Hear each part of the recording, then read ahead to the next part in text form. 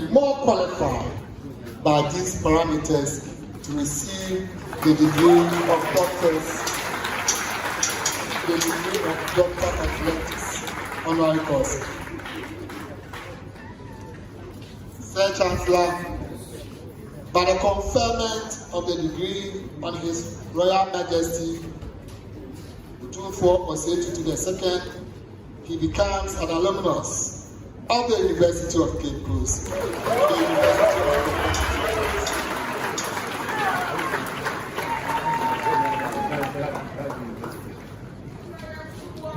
Other past honorary recipients from our university include His Excellency Nana Adodankwa Ekufuado, the President of the Republic of Ghana,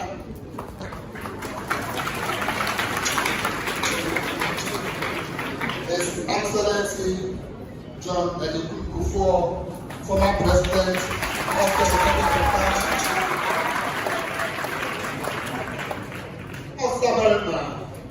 Dr. Messi Atta II, and now he will be traditional area about others. Sir Chancellor, I wish to draw your attention to the fact that the University of Cape Coast mandate, in the collective wisdom of its founders in the 1960s, was to champion the training of the country's teaching workforce. Although, with the passage of time and in response to global trends, we have expanded our program to accommodate other disciplines.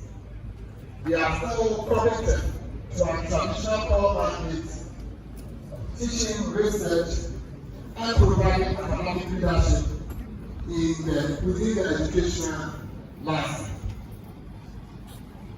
Sir Chancellor, on assuming office as the Vice Chancellor of this university, my mission has been to empower UCC graduates to have entrepreneurial competencies in line with the government policy initiative on National Entrepreneurship and Innovation Program intended to reduce graduate unemployment and promote job creation.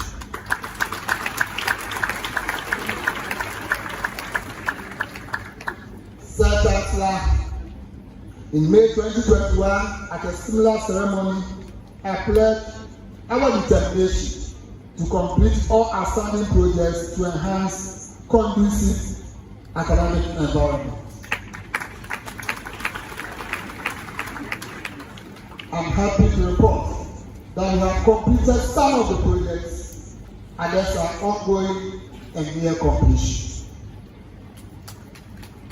Sir Chancellor, it is noteworthy to inform this August gathering that on Wednesday, 27th September 2023, the Times Higher Education released 20th edition of the World University Rankings, which constituted the 2024 World University Ranking results. The Times Higher Education World University Ranking is the most prestigious global university rankings among others.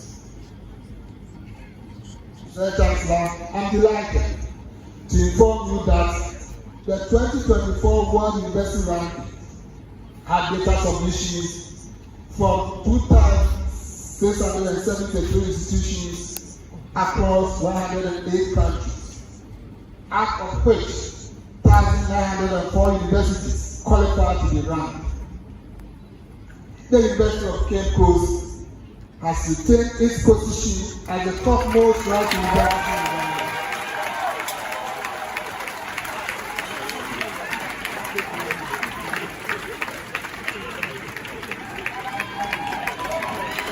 Not only Ghana, West Africa, and the 7th on the African continent.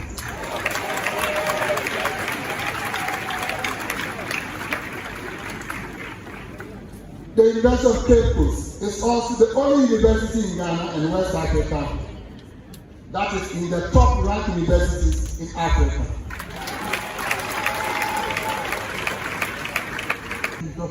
that many adults who have received some schooling 5 or 6 years or less are functionally illiterate or illiterate. So, that is an experience Ghana identifies with, and it buttresses the ease of education. So, but this cannot be that simple. This year, the African Year of Education. So, in Ghana, it has been part of the objective of every government from as far as the National Government of Limited Self-Rule in 1951. Already cited, the authors make the point that when any child fails to acquire basic skills needed to function as a productive, responsible member of society, society has loses. The cost of educating children is far outweighed by the cost of not educating them.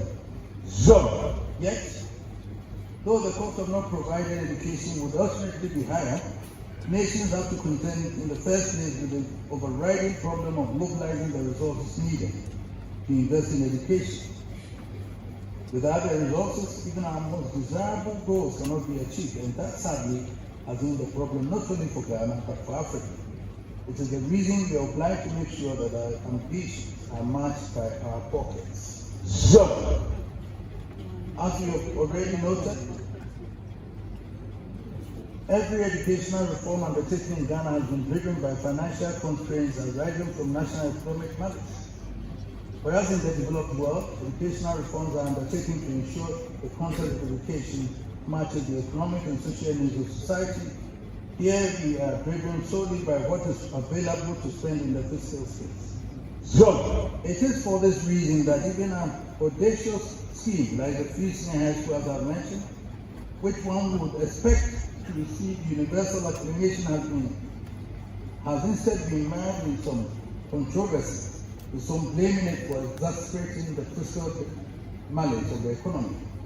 And yet, even with that program, Ghana has yet to reach the universal benchmark for national spending on education as a percentage of gross domestic product. So, in the latest UNESCO World Education Finance Watch Report of 2024, the scorecard which monitors progress towards achieving the universal benchmark for spending on education showed that overall, only the high-income countries are more likely to be classified as either having achieved or having a high probability of 75% of achieving the 2025 benchmark for spending on education. So, the good news for us, however, is that Ghana is one of the only 15 developing countries confirmed as being on track to reach the benchmark in 2025. So, in effect, assuming the current program continues, we should meet that universal benchmark for spending on education to GDP. That certainly should be welcome. But if the focus is on the rebalancing of resources, the effect may well stay at more heat than light. So, every dramatic increase in enrollment affects the physical resources and infrastructure of schools, affects learning materials, and above all requires a corresponding increase in the number of qualified teachers. Beyond these, as we have experienced more than once in the past 2 decades, every expansion at the secondary level has a huge impact on the tertiary sector. And yet, at no time have we seen an attempt to coordinate the implementation of any secondary sector reform of the universities. When at a stroke, enrollment in senior high schools are doubled, the universities have to brave themselves from inevitable surge in demand for undergraduate studies, with no prior consideration for exit from fiscal resources. Our universities are already bursting at the seams, with rising student population virtually overwhelming fiscal resources and infrastructure. So, it should be obvious that important as the senior high school may be, focus on it should not lead to a misalignment of resources, nor should it become the focus of all attention in national districts. Rather, we should recognize the necessity to look at the challenge of education in its totality. First, we may do well to re-examine the structure of the education system from primary to secondary to tertiary education. Is the separation between junior and senior high school working? What has become of the products of junior high school who are unable to proceed to senior high school? How functional have the vocational industry become? How relevant have they been in the job market? Is the system providing for the critical middle level needs as we expected the polytechnic and technical universities to provide? So, Secondly, we need another look critically at the financing of education. What resources are available and how they are allocated to the of all the districts. Education is an expensive investment. The expenditure on buildings alone is huge, but buildings alone do not provide education. so, Learning and teaching materials must be available. In the 21st century, there should be no school without computers, without the means to provide the basic ICT skills. And we should ensure our teachers are reasonably remunerated for the critical service they provide. so,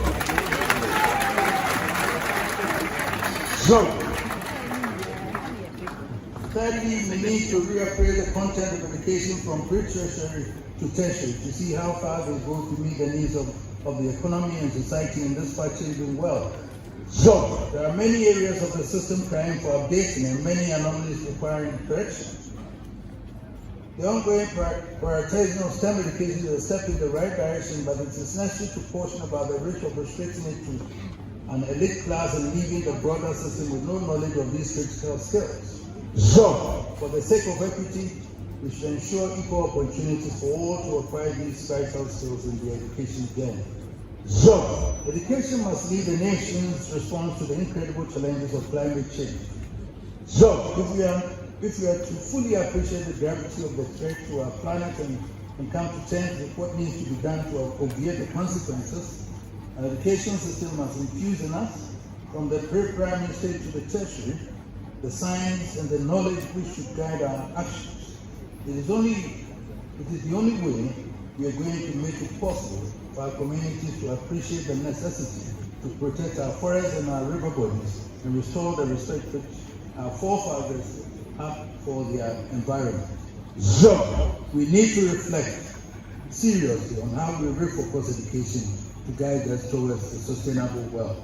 so, I'm sure this audience will share the need for considerable reappraisals at the tertiary level to ensure our investments are fully aligned to the needs of society. It is right for the nation that we seek to maintain high standards in our investments, but it will be astonishing to demand higher entry requirements for some courses than the renowned Ivy League and Oxford universities in the United States and Europe. so, I find it incomprehensible that we have deliberately capped the number of students our universities should admit for medicine and law, even though we have a huge vacancy of doctors and a burgeoning number of students who have met all the qualifying standards.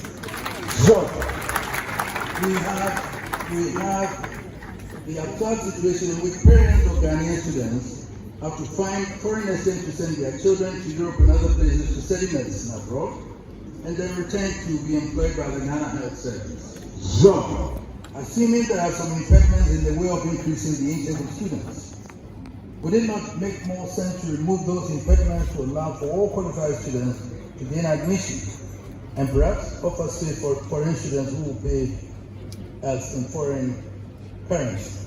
so, Beyond these key professions, it remains a sole issue whether our education system is producing the skill set needed to keep business and industry moving. But however we may try within the educational establishment to refocus education, it will be to no avail unless we can get the national economy into good shape. so, It remains incontrovertible that only the state can deliver the resources needed to achieve the goal of education for all. And only a strong, resilient, and sustainable economy can generate the needed resources. so, Because education is so critical for the state and the state is correspondingly critical for education, I see the need for a special kind of relationship between the state and the education establishment. so, Mr. Chancellor, Chair, you will be aware that we made education the focus of our reign when we ascended the Golden Street 25 years ago.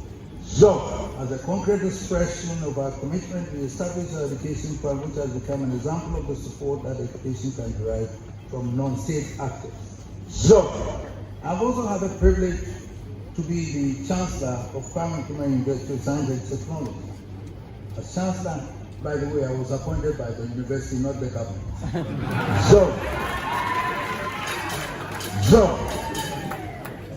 As Chancellor, I've had the task of lending support to the university establishment as it struggles to obtain the resources they need in pursuit of their goals, while through the Education Fund, we have tried to demonstrate what non-state actors within the community can do to generate resources to support education.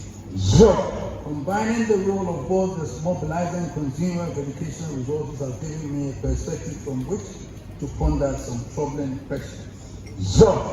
Is education delivered the goals and objectives for Ghana? Has education delivered the intended outcomes? Has education justified the sacrifices as demanded of the people? Has Ghana education been truly fit for purpose? If these questions come as a shock to the nation, and probably more so to this audience, it can only be because we have avoided the need for continuous critical evaluation of the outcome of our investments, not only in education but in several other spheres.